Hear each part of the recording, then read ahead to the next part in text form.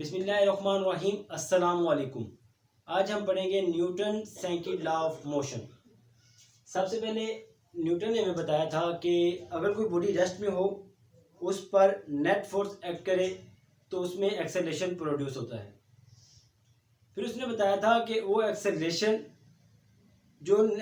Produce हुआ, वो acceleration directly proportional होता है फोर्स के, और इनवर्स रिलेशन उसका बनता है मैस के साथ। कैसे, अभी हम इसको डिस्कस करते हैं। सबसे पहले स्टेटमेंट की तरफ गौर करते हैं। When a net force act on the body, अगर किसी बॉडी पर नेट फोर्स लगे, दे प्रोड्यूस एक्सेलरेशन। क्या होता है, उसमें एक्सेलरेशन प्रोड्यूस होता है। फिर उसने हमें बताया in the direction of the force, मतलब जिस डायरेक्शन में नेट फोर्स लगी उसमें एक्सेलरेशन क्या हो गया, प्रोड्यूस हो गया।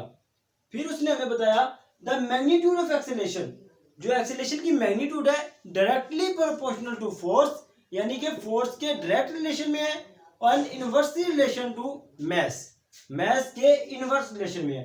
अब हमारे पास देखें, इसको हम मैथमेटिकली फॉर्म में किस तरह लिखेंगे।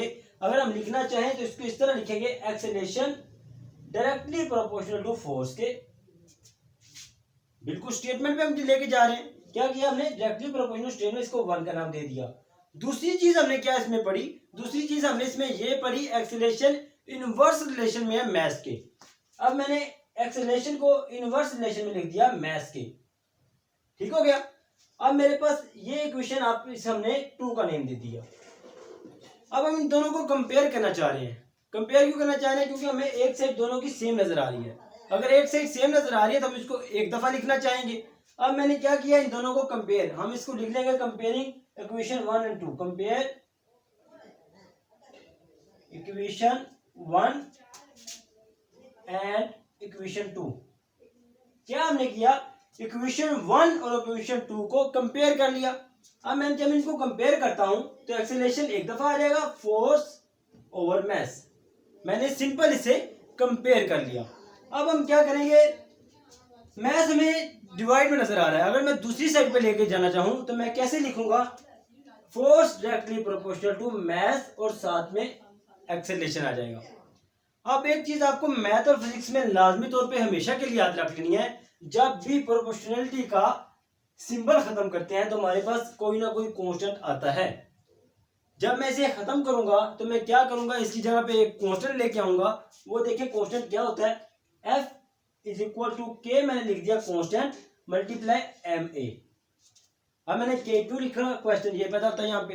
के मैंने इसलिए लिखा क्योंकि के जब भी हम प्रोपोर्शनलिटी का सिंबल खत्म करते हैं तो हमारे पास कोई ना कोई कांस्टेंट लाजमी तौर पर आता है। अब के आ गया। अब मैं क्या करूंगा, के इज इक्वल टू 1, के की वैल्यू लिखने वाला हूँ। के की वैल्यू 1 कहां से आई, सिस्टम इंटरनेशनल यूनिट्स में के की वैल्यू हमारे पास 1 होती है। इसको आपने बाकायदा तौर पे याद कर लेना है। अब मेरे पास क्या है, के इज इक्वल टू 1, इसे मैं लिखना चाहता हूं।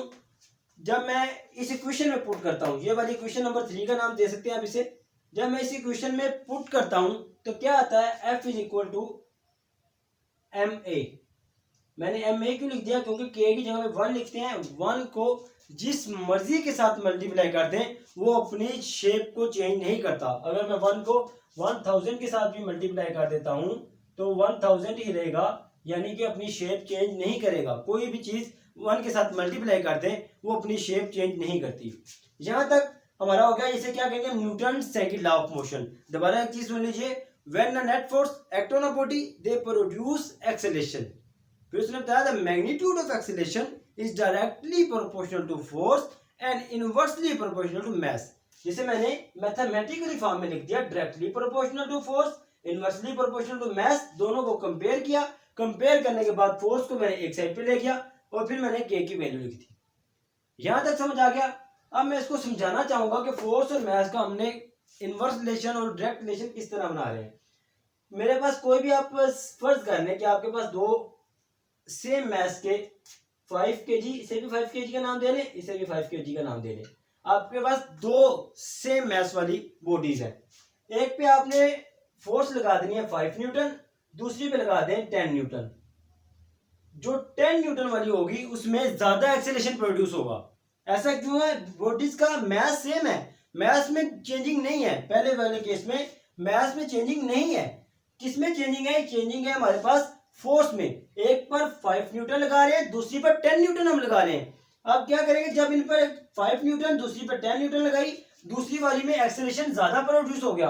ऐसा क्यों हुआ? ऐसा अकॉर्डिंग टू न्यूटन लॉ हो गया, क्योंकि जितना ज्यादा फोर्स होगी उतना ही ज्यादा हमारे पास एक्सेलरेशन प्रोड्यूस होगा।